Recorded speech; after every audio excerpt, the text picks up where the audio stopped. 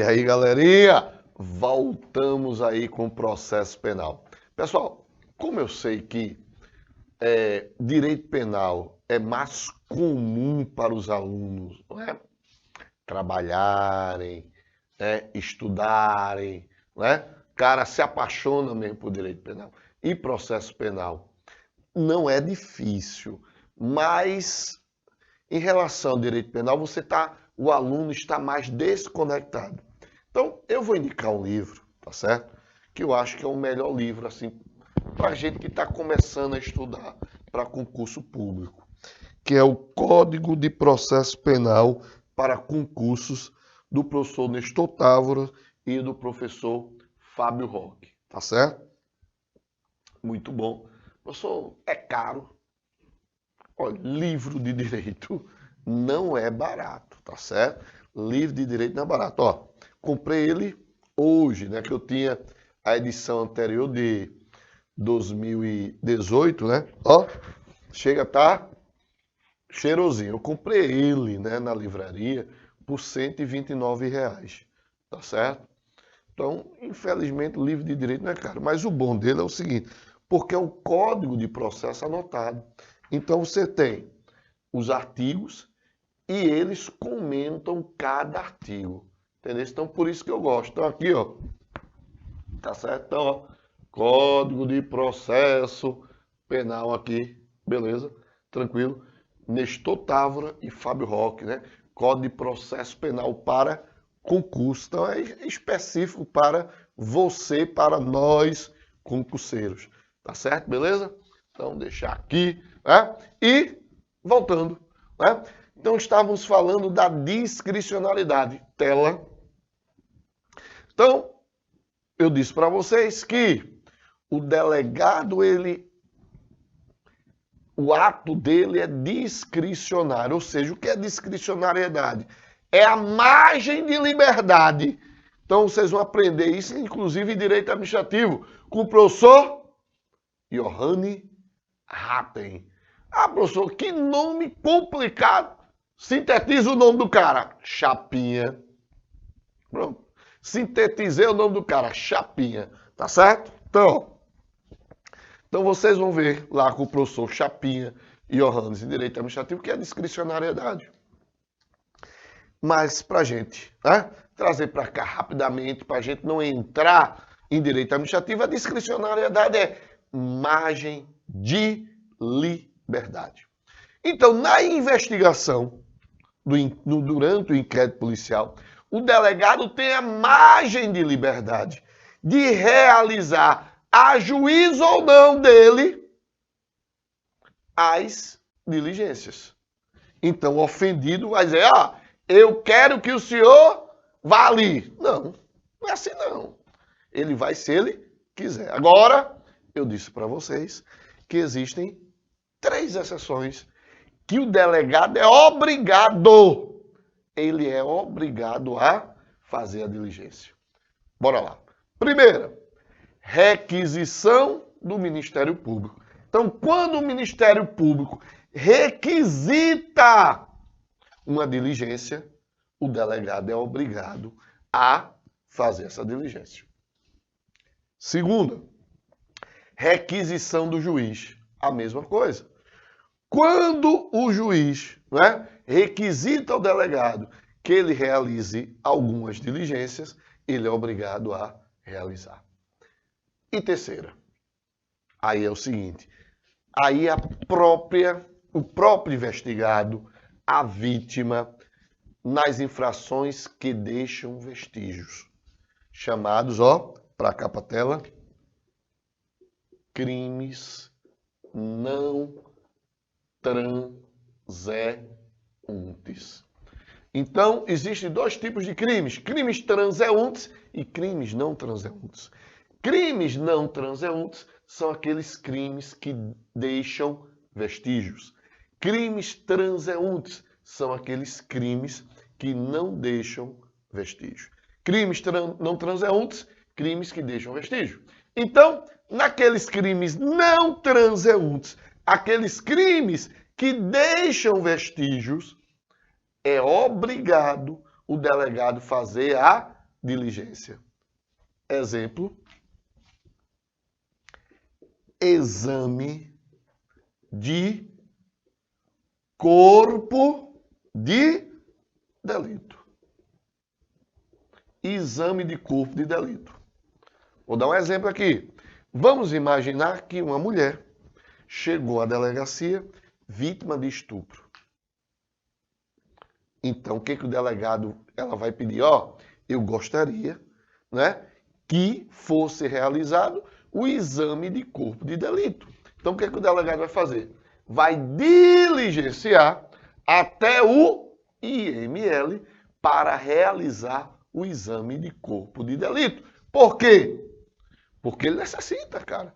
Como é que ele vai abrir o inquérito policial se ele não tem o exame de corpo de delito no caso de estupro?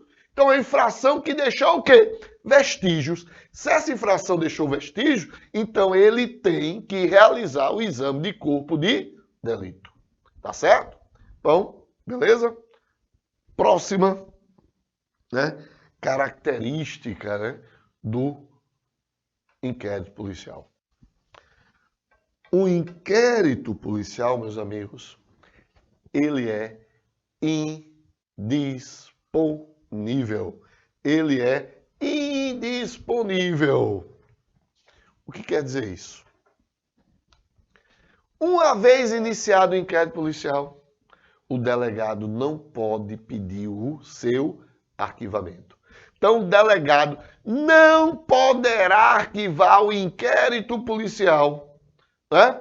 Então, a instauração, volta para a tela, meu diretor, a instauração do inquérito policial somente poderá ser negada pelo delegado no caso de atipicidade formal da conduta, causa excludente de ilicitude, culpabilidade ou causa instintiva de punibilidade. Então, vamos lá, preste atenção, para cá.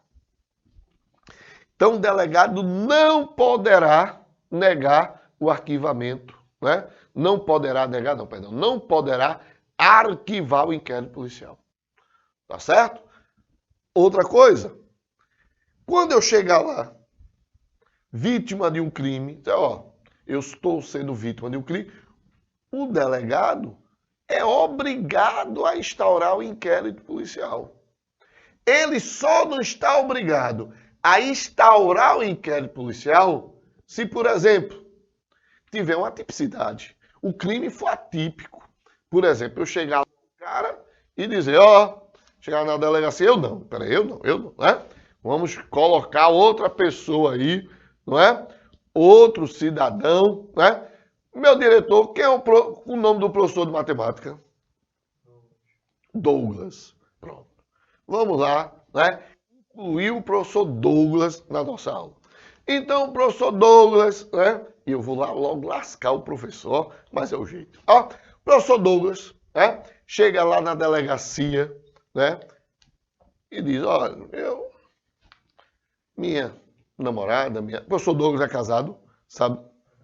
É noivo, o professor Douglas é noivo. Aí o professor Douglas chega lá, delegado, é o seguinte, minha noiva, né? Coça a cabeça, né? Minha noiva me traiu, né? Minha noiva me traiu e eu quero prendê-la por crime de adultério. Ao delegado, professor Douglas, o senhor é bom em matemática, mas em direito o senhor é péssimo, né? O senhor é bom em matemática, mas em direito o senhor é péssimo, né? Porque, crime de adultério não existe no Brasil. Então, infelizmente, eu não posso abrir o inquérito policial. Atipicidade. Ou então, quando presta atenção, quando é visível, não é? Quando está à vista que houve uma excludente de ilicitude. Então, preste atenção. Vamos dizer que a Rede Globo, não é? O NETV, está fazendo a gravação na rua. Está fazendo a gravação na rua. E, de repente, chega um cara tira uma pistola para atirar em mim. Eu estou dando uma entrevista lá no NTV, falando sobre concursos públicos, e estou lá dando a entrevista, aí chega o indivíduo, aponta o revólver para mim. Como eu sou rápido, ágil, né? Um verdadeiro, né, pistoleiro do antigo velho oeste americano. Quando ele aponta a arma, eu pego a pistola e dou um tiro nele. Legítima defesa. Vejam que tudo isso foi gravado. Tudo isso foi gravado. Aí chega, não é? A mulher do cara que morreu e vai lá, ó, o professor Emanuel matou meu marido. Eu quero que o senhor abra um inquérito para prender esse miserável que matou meu marido. Só que as imagens demonstram que eu agi em legítima defesa. Então, não cabe aí a abertura de inquérito. Agora, preste atenção numa coisa que eu vou te dizer. Em algumas situações, quando não está visível, não é? Não está visível que houve um excludente de ilicitude, o delegado tem que abrir o inquérito policial. E nesse inquérito policial, na investigação, ele vai apurar se houve ou não a excludente de ilicitude, por exemplo, legítima defesa, tá certo? Agora, quando o fato é visível, não é? Todo mundo viu, não é? Foi documentado, aí não há necessidade, o delegado pode negar, tá? Vamos lá. Outro ponto. Culpabilidade. Culpabilidade. Excludente de culpabilidade. Exemplo, imputabilidade. O cara chega lá, ó, menor de 12 anos o assaltou. Um menor de 12 anos assaltou. Ele chega na delegacia, ó, eu quero que o senhor abra um inquérito policial para prender esse menor que me assaltou. Pode não. Porque menor é inimputável. Não comete crime. Se não comete crime, não cabe inquérito. Cabe um ato infracional. Uma medida socioeducativa. Ou quando tiver extinta a punibilidade. Né? O cara chegou, ó, foi vítima de furto há 12 anos atrás. Aí encontrou o cara que o furtou. Chega lá, ó, eu fui furtado há 12 anos atrás e eu sei quem é o autor do furto. Meu amigo, o crime prescreveu. Houve uma extinção de punibilidade. Tá certo? Então, aí são as exceções, não é? A característica indisponibilidade. Inquérito policial, ele é sigiloso. Muito importante essa característica. Vou apagar aqui.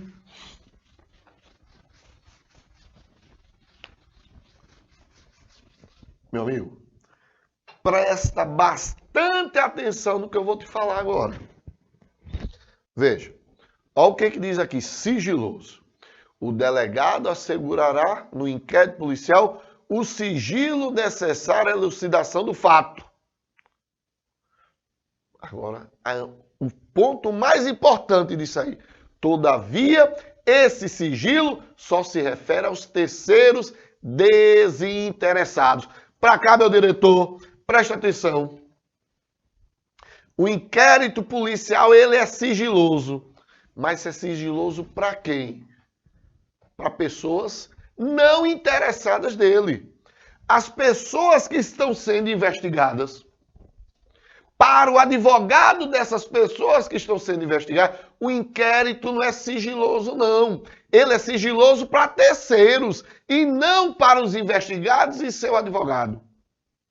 Por isso que o STF editou uma súmula que cai. Não, despenca em concurso público, que é a súmula vinculante número 14. Na tela, meu diretor, presta atenção. Súmula vinculante número 14. é direito do defensor, no interesse do representado, ter acesso amplo aos elementos de prova que já documentados, grife isso aí, em procedimento investigatório realizado por órgão com competência de polícia judiciária, digo respeito ao exercício do direito de defesa. Preste atenção. O que acontecia? Antigamente, o advogado chegava na delegacia e dizia: bom dia, boa tarde, boa noite, senhor delegado. Eu sou advogado de fulano de tal, que está sendo investigado. E eu gostaria de ter acesso aos autos do inquérito policial. Aí o delegado olhava para ele e dizia: meu nobre, o inquérito policial, ele é sigiloso. Se é sigiloso, você não pode vê-lo, nem você e nem seu cliente. Ora, meus amigos, essa atitude do delegado, ele fere dois institutos. O Instituto de Direito Constitucional e a lei, o Estatuto dos Advogados. Lá no Estatuto dos Advogados, artigo 7º, salvo engano, é o inciso 14, tá? Salvo engano, é o inciso 14. Artigo 7º, salvo engano, inciso 14. E o artigo 5º da Constituição, inciso 63, permitem que o advogado tenha acesso aos autos, tenha amplo acesso para que ele possa defender o seu cliente. Então, artigo 5º, inciso 63 da Constituição, ele começa dizendo que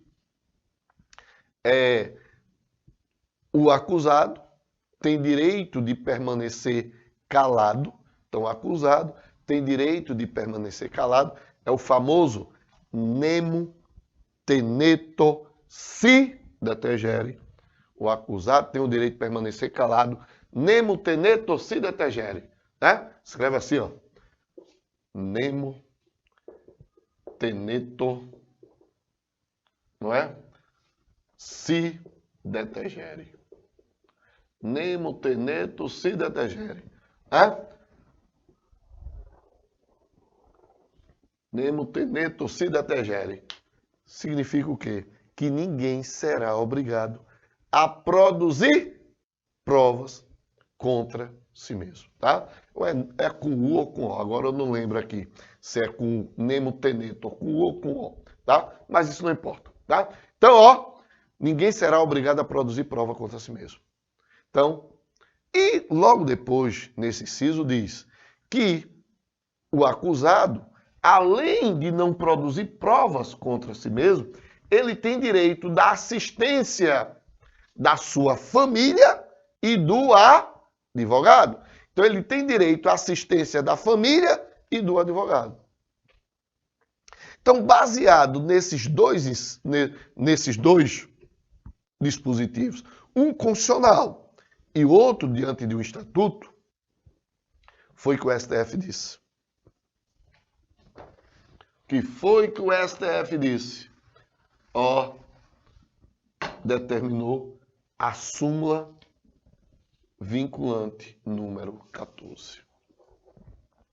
Por que súmula vinculante? Veja, o STF pode editar ou uma súmula vinculante. O que é súmula? É o entendimento, não é? Sobre determinada matéria dos tribunais superiores. Só quem pode editar súmula vinculante é o STF. Mas uma súmula pode ser editada tanto pelo STF, por exemplo, como também pelo STJ. Tá certo? Mas qual é a diferença da súmula para a súmula vinculante? A súmula, apesar de seu entendimento do STF, do STJ, ele não obriga que os juízes a sigam. Mas quando se trata de súmula vinculante, gera uma obrigatoriedade, tanto para os membros do Poder Judiciário, como para os membros do Poder Executivo, tanto da administração direta como da administração indireta. Isso quer dizer o seguinte, que, diante disso, Se o advogado chegar para o delegado e disser, ó, eu gostaria de ter informações de inquérito, o delegado é obrigado a mostrar-lhe o inquérito policial. Obviamente, ele só vai mostrar o que já está documentado. O que ainda não está documentado, ele não é obrigado a mostrar. Mas aquilo que já está documentado, o advogado tem acesso amplo aos elementos de prova que já documentados em procedimento investigatório. Emanuel, e se o delegado negar? Aí vocês vão ver com o professor Johannes, não é? Uma exceção ao artigo 5º, inciso 35, que diz lá, ó, a lei não excluirá da apreciação do Poder Judiciário lesão ou ameaça a direito. Tá certo? Então, vejam. Aí ele vai dizer que existem exceções. Justiça desportiva, habeas data e uma, que é a chamada reclamação constitucional. Isso quer dizer o seguinte, que o o advogado, ele poderá entrar com a reclamação constitucional lá no STF. O que é reclamação constitucional? É uma ação que eu vou impetrar perante o STF diante de uma negativa da via administrativa. Qual seria essa via administrativa? O delegado. Então, por isso que ela é uma exceção ao princípio da inafastabilidade do Poder Judiciário, artigo 5º, inciso 35. Por quê? Porque o advogado só pode entrar com essa reclamação constitucional quando o delegado negar os autos de inquérito. Aí o que aconteceu? No momento que o delegado nega, ele feriu a súmula vinculante número 14. Feriu a súmula vinculante número 14, cabe uma reclamação constitucional. E essa reclamação constitucional é impetrada onde? No Supremo Tribunal Federal. Tranquilo? Muito bem. Então, vamos ao próximo, né? A próxima característica. Oficialidade e oficiosidade. São termos bastante parecidos, mas não se confunde. Não se confunde. Primeira, oficialidade. O inquérito policial é atribuição da Polícia Judiciária. Ou seja, o inquérito policial é atribuição do delegado de polícia, né, que representa a Polícia Judiciária. E a oficiosidade, diante de uma possível prática de crime, de ação penal pública incondicionada, o delegado deve atuar de ofício, instaurando um inquérito policial. Vejam. Deixa eu apagar aqui.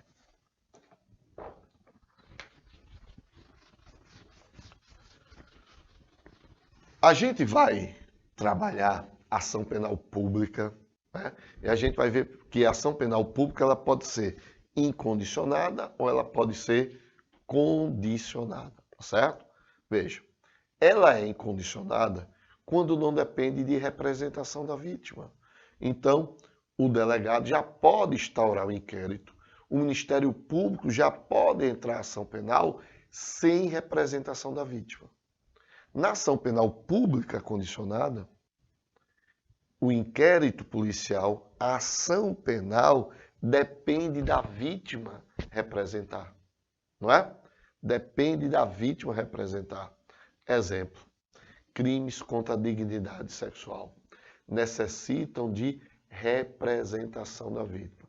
Então a vítima tem que, essa representação seria uma autorização, a vítima teria que autorizar para que o delegado instaurasse o inquérito, para que o Ministério Público entrasse com ação penal.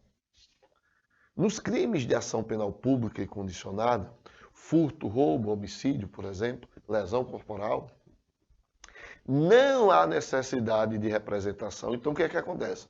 No momento que o delegado sabe que houve um crime, tem uma notícia crimes, que a gente já vai trabalhar o que é a notícia crimes.